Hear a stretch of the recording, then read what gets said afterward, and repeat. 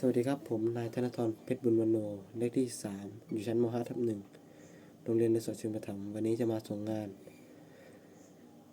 เรื่องการบรรเลงดนตรีสากลกีตาร์ครับ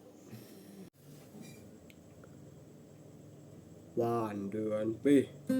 ทำให้เธอต้องยิ้มทุก